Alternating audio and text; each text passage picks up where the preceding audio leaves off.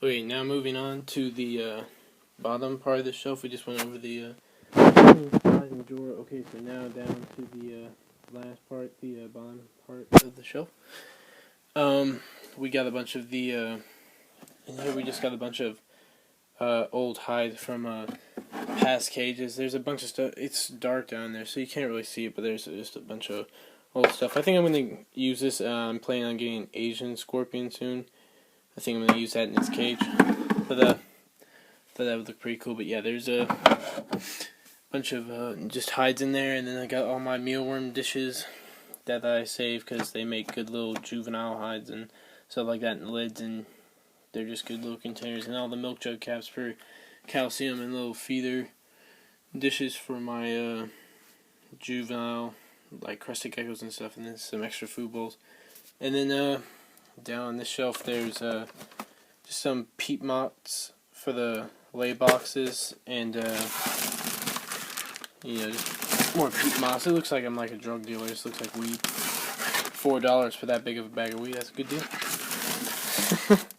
But yeah, I used to have some dart frogs, but they just kind of weren't my thing, so we got rid of them, and I just kept that. But and then we got some books. We got just I got that in the Zoomad catalog, and then we got this Crested Gecko book by Philip de la Valverde.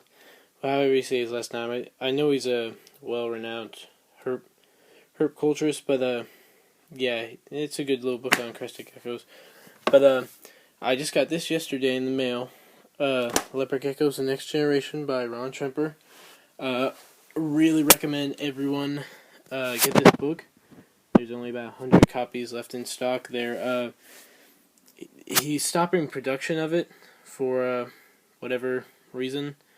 Maybe he's coming out with a new book, but when they did this with the Herpetoculture of Leopard Geckos, I think was the name of the book, his last book, it ended up, now it's worth like $100 to get that book, and it's not like some big book. It's just, he makes good books. He's like the god of leopard geckos, and he's one of the pioneers of the reptile industry.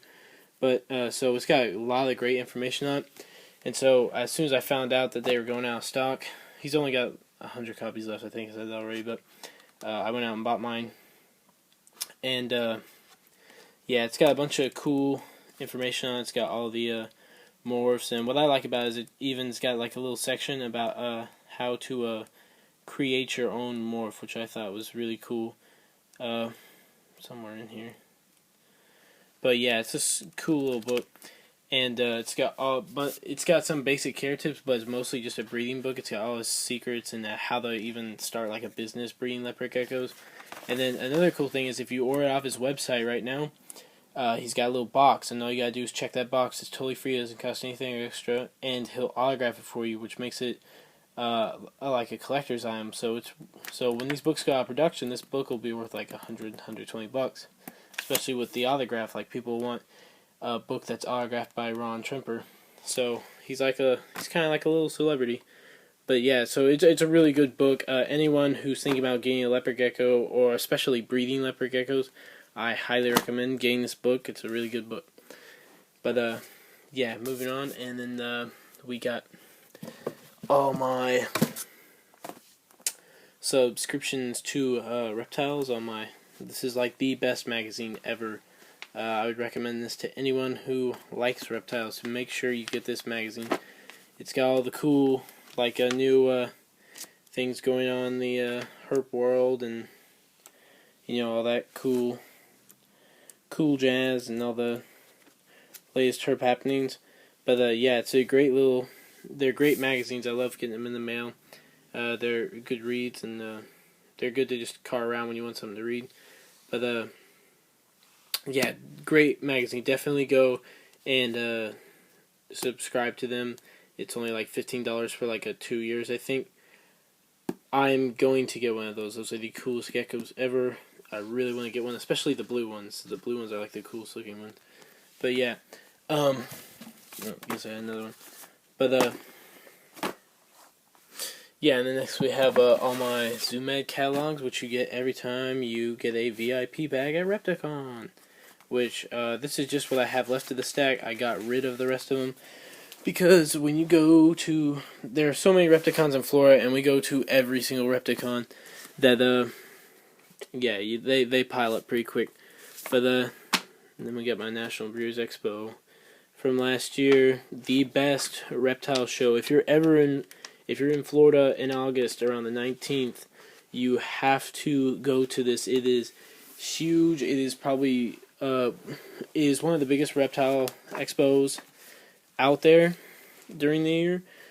A lot of fun, a lot of cool quality breeders.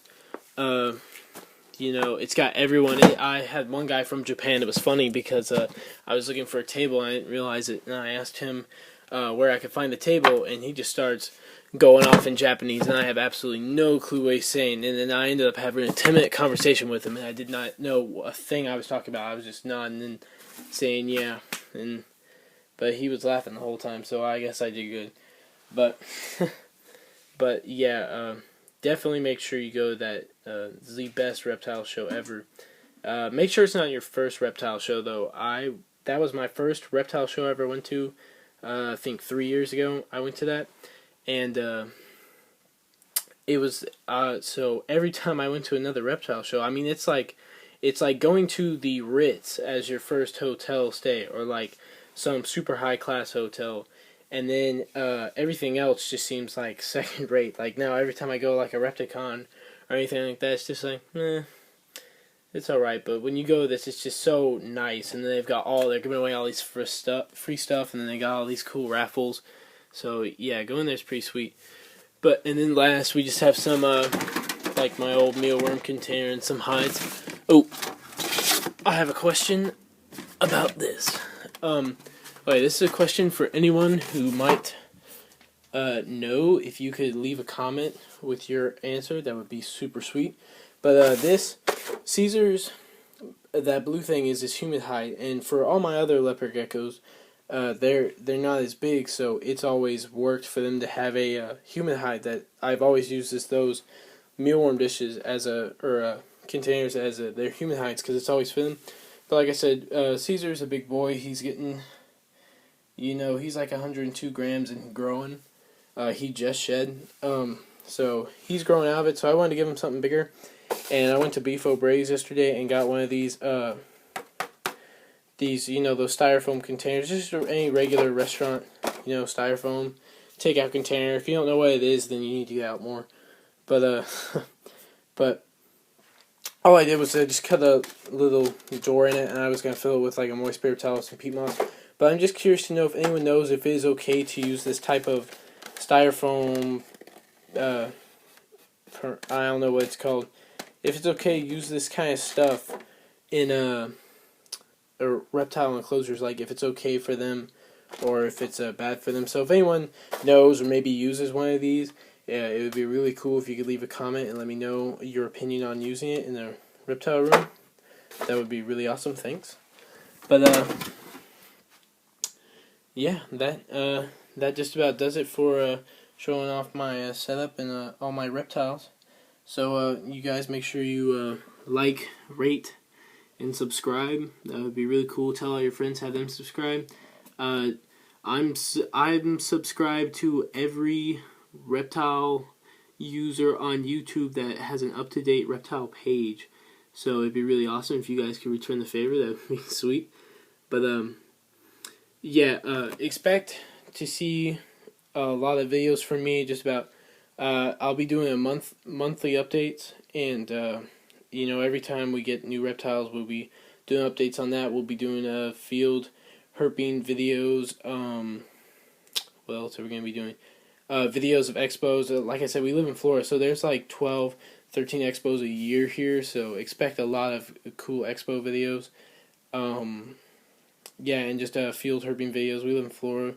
There's a lot of woods around, so yeah, just a lot of cool stuff. So make sure you subscribe so you can get all the cool footage, and we'll do a bunch of funny stuff. Maybe post on some airsoft videos of us hurting ourselves, or maybe tasing each other with our hand taser. But yeah, just make sure you subscribe.